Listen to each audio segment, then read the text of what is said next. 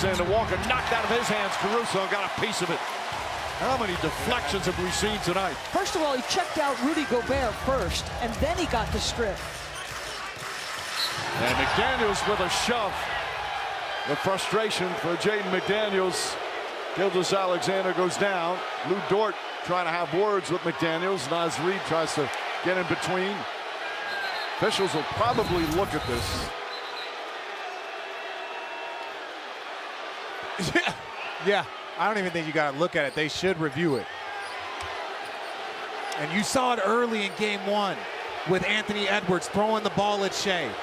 Then you see Jaden McDaniels here with obvious frustration, just two hands in the back. This is when you know, when we talk to Shea about the free throws and his aggressiveness, he says, I love it. I love it because I know people are thinking about it, and he knows that it frustrates his opponent. Well, the Timberwolves, they've been saying all game and said a lot during game one. They feel that he hooks them, which is a strategy a lot of players use to draw fouls. That one you saw McDaniels just got frustrated at the end. Team down 16. Obviously not a smart play. Let's hear Scott Foster.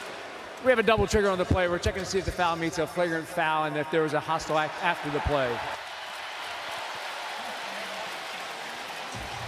Now this is prior to what we just saw there on the foul on McDaniels. There, see him grab that left arm. That's what the Timberwolves have been so upset about and want called. Yeah, but you have to keep your emotions in check. That is not how you bring attention to it. I understand the frustration. I understand the heat of the moment.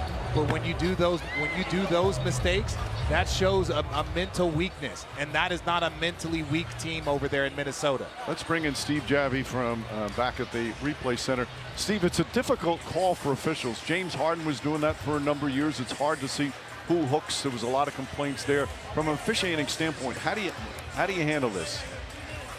Well, you have to see first what the defender does, because a lot of times the defender reaches in first, then the offensive player hooks it. This situation, obviously, the defender is frustrated.